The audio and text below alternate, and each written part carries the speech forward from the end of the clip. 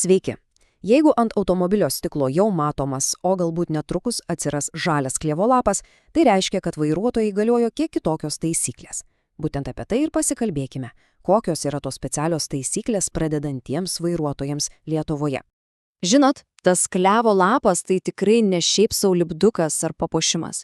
Iš tiesų tai labai aiškus ženklas kitiems kelyje, kad prie vairo sėdi žmogus, kuriam pirmuosius 2 metus galioja šiek tiek kitoks specialus taisyklių rinkinys. Tai kągi tai reiškia iš tikrųjų diena iš dienos kelyje? Panagrinėkim. Gerai, taigi ką šiandien aptarsime? Pradėsime nuo to, kas yra pradedantisis vairuotojas ir ką reiškia tas klievo lapas. Tada pereisime prie greičio apribojimų ir kitų svarbių reikalavimų. Paaiškinsime, koks kelias veda link nuolatinio vairuotojo pažymėjimo ir pabaigai, ką daryti sustabdžius policijai. Gerai, tai pradedam nuo pačių pagrindų. Kasgi yra tas pradedantisis vairuotojas? Ir svarbiausia, kiek laiko šis statusas išlieka? Iš esmės viskas labai paprasta. Jei žmogus ką tik gavo A arba B kategorijos vairuotojo pažymėjimą, tai yra motociklo arba lengvojo automobilio, pirmuosius 2 metus jis ir yra laikomas pradedančiuoju. Na, o tie 2 metai jie skirti ne šiaip sau, tai laikas įtvirtinti vairavimo įgūdžius ir priprasti prie eismo. Ir tie 2 metai yra, tikrai lemiami. Visą šį laiką galioja laikinasis vairuotojo pažymėjimas ir, neslėpkim, pradedantieji vairuotojai yra stebimi atidžiau.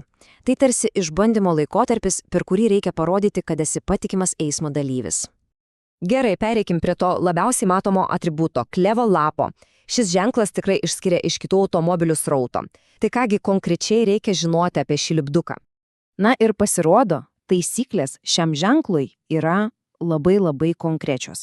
Negalima jo klijuoti bet kur ir bet kokio, jis turi būti nustatytų matmenų ir priklijuotas būtent automobilio gale kairėje pusėje. Visa tai tam, kad kiti vairuotojai galėtų aiškiai ir iš toli pamatyti bei suprasti, kad kelyje yra pradedantiesis.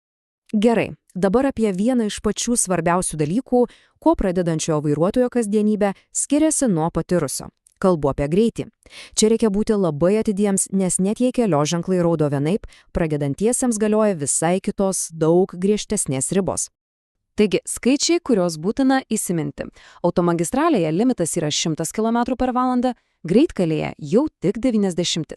Keliuose su asfalto danga greitis ribojamas iki 80, na, o visuose kituose keliuose, kaip antai žvyrkeliuose, negalime viršyti 70 km/h. Ir visi šie apribojimai, žinoma, yra sukurti pačių vairuotojų saugumui užtikrinti. Bet greičio ribojimai tai dar ne viskas. Yra ir daugiau kasdienių taisyklių, kurias tiesiog privalo žinoti kiekvienas vairuotojas, o pradedantiesis ypač. Sėdant prie vairo visada reikia patikrinti, ar po ranka yra šventoji ketveriuka. Tai yra galiojantis vairuotojo pažymėjimas, automobilio registracijos dokumentas, techninės apžiūros lapas ir žinoma draudimas. Be šių dokumentų iš kiemo geriau nevažiuoti. Na ir dar 2 tiesio geležinės taisyklės susijusios su saugumu. Pirma, saugos diržai. Jie privalomi tiek vairuotojų, tiek visiems keleiviams, be jokių išimčių. Antra, mobilusis telefonas. Jį vairuojant rankose tiesiog reikia pamiršti. Kalbėti galime tik per laisvų rankų įrangą. Atrodo smulkmenos, bet būtent šios taisyklės tiesioginė to žodžio prasme gelbsti gyvybės.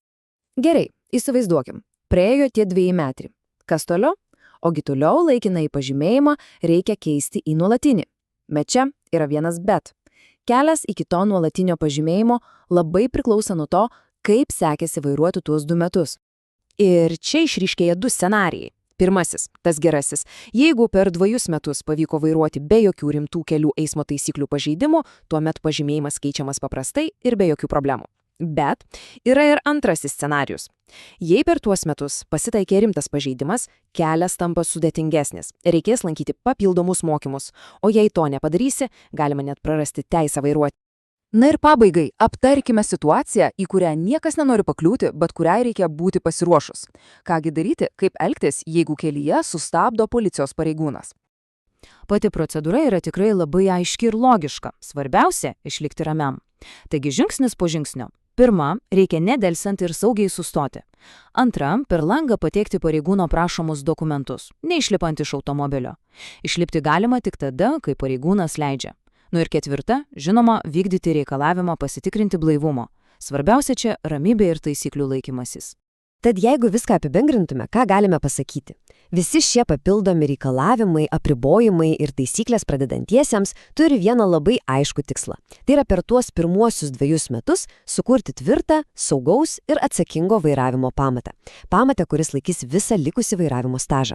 Tad kyla natūralus klausimas, ar pradedantieji vairuotojai yra pasiruošę savo pirmiems 2 metams kelyje. Juk nuo jų atsakomybės priklauso ne tik asmeninis, bet ir visų aplinkinių saugumas. Vairuokime saugiai ir atsakingai.